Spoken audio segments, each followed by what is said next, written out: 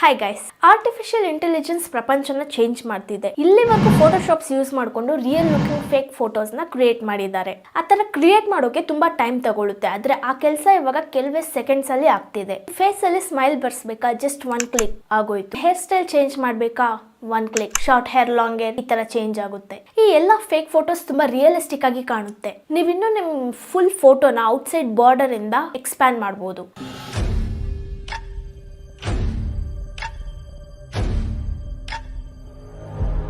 Artificial intelligence ನಾನು ಕನ್ನಡದಲ್ಲಿ ಏನು ಹೇಳ್ತಾ ಇದ್ದೀನೋ ಅದನ್ನು ಅರ್ಥ ಮಾಡಿಕೊಂಡು ಆಟೋಮೆಟಿಕಲಿ ಇಂಗ್ಲಿಷ್ ಸಬ್ಟೈಟಲ್ಸ್ನ ಈ ವಿಡಿಯೋಗೆ ಜನರೇಟ್ ಮಾಡುತ್ತೆ. ನನಗೆ ಬೇಕಾದರೆ ಈ ವಿಡಿಯೋದಲ್ಲಿ AI ಹೆಲ್ಪಿಂದ ನನ್ನ ಫೇಸ್ ಕೂಡ ಚೇಂಜ್ ಮಾಡ್ಬೋದು. AI ಹೆಲ್ಪಿಂದ ಫೇಸ್ ಜೊತೆಗೆ ನನ್ನ ವಾಯ್ಸ್ನ ಬೇರೆ ಲ್ಯಾಂಗ್ವೇಜಸ್ ಮಾತಾಡೋಕ್ಕೂ ಯೂಸ್ ಮಾಡ್ಬೋದು. ಇನ್ನು ನನ್ನ ವಾಯ್ಸ್ನ ಕೂಡ AI ಹೆಲ್ಪಿಂದ ಚೇಂಜ್ ಮಾಡ್ಕೋಬಹುದು. ಕೆಲವೇ ಸೆಕೆಂಡ್ಸ್ ಅಲ್ಲಿ ನಾನು AI ಹೆಲ್ಪಿಂದ ಪೇಂಟಿಂಗ್ಸ್ ಅಂಡ್ ಅನಿಮೇಷನ್ಸ್ನ ಕ್ರಿಯೇಟ್ ಮಾಡ್ಬೋದು. For example, lord Hanuman flying in the air ultra HD painting create ಅಂತ ನಾನು ಟೈಪ್ ಮಾಡ್ತೀನಿ. ಕೆಲವೇ ಸೆಕೆಂಡ್ಸ್ ಅಲ್ಲಿ 8 ಡಿಫ್ರೆಂಟ್ ಅಮೇಜಿಂಗ್ ಆಪ್ಷನ್ಸ್ ನನಗೆ ಸಿಗುತ್ತೆ. ಮಾರ್ವೆಲ್ ಈ ತರ ಕೆಲವು ಕಂಪನಿಗಳು ಅವರ ಟಿವಿ ಶೋಸ್ ಅಂಡ್ ಮೂವೀಸ್ಗೆ ಅನಿಮೇಷನ್ಸ್ ನ ಕ್ರಿಯೇಟ್ ಮಾಡೋಕೆ AI ನ ಯೂಸ್ ಮಾಡ್ತಿದ್ದಾರೆ. ಅಮೆಝಾನ್ ಕಂಪನಿ ಅವ್ರು ಹೇಳಿದ್ರು ಅವರೊಂದು ಬುಕ್ ಬರೆದು ಅದನ್ನ ಅವ್ರ ವೆಬ್ಸೈಟ್ ಅಲ್ಲಿ ಸೇಲ್ ಮಾಡೋದಕ್ಕೂ AI ನ ಯೂಸ್ ಮಾಡ್ತಿದೀವಿ ಅಂತ.